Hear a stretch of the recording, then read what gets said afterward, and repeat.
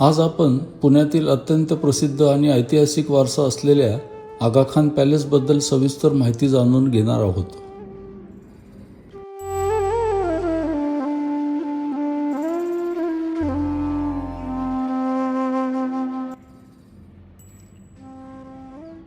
पुण्यातील एरोडा परिसरामध्ये वसलेला हा भव्य पॅलेस सन 1892 मध्ये सुलतान मोहम्मद शहा आगा खान तिसरे यांनी बांधला.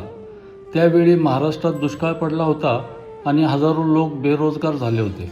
त्यांना काम मिळावे आणि उपजीविका चालावी या उद्देशाने हा पॅलेस उभारण्यात आला.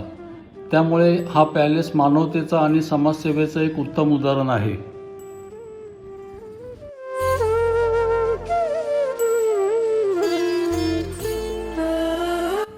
या पॅलेसचे क्षेत्रफळ सुमारे 19 एकर असून त्याची इमारत सुमारे 7 एकर क्षेत्रावर पसरलेली आहे.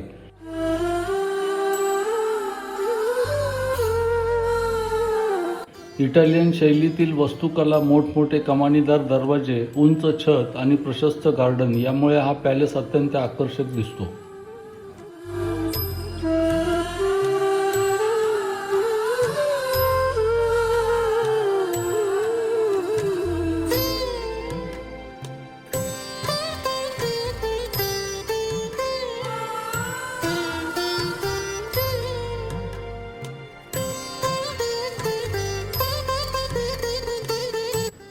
ऑगस्ट 1942 रोजी भारत छोडो आंदोलन सुरू झाल्यानंतर महात्मा गांधी, कस्तुरबा गांधी, महादेव गांधी आणि इतर काही स्वातंत्र्य सैनिकांना येथे नजरकैदेत ठेवण्यात आले होते.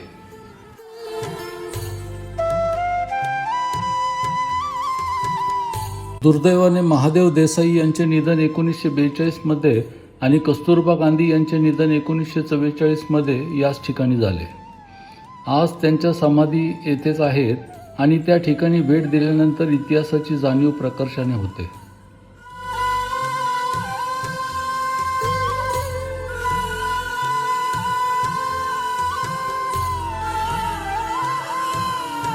भारतीय स्वतंत्र चळवळीमध्ये या ठिकाणाची खूप मोठी भूमिका आहे. 1942 साली भारत छोडो आंदोलनानंतर महात्मा गांधी, कस्तुरबा गांधी आणि महादेव देसाई यांना येथे नजरकैदेत ठेवण्यात आले होते.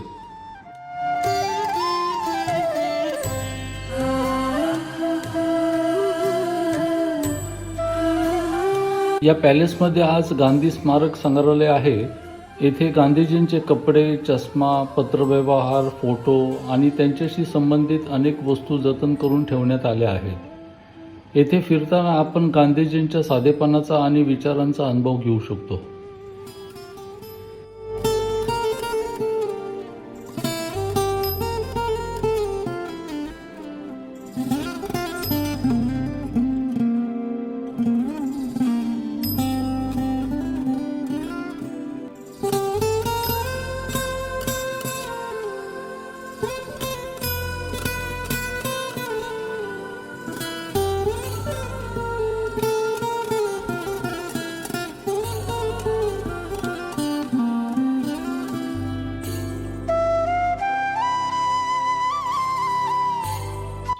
पॅलेसला भेट देण्याची वेळ सकाळी 9 ते सायंकाळी 5:30 वाजेपर्यंत आहे. तुम्ही पुण्यात फिरायला येणार असाल तर आगा खान पॅलेसला नक्की भेट द्या. इथे इतिहास, संस्कृती आणि प्रेरणा हे सर्व एकाच ठिकाणी अनुभवायला मिळते.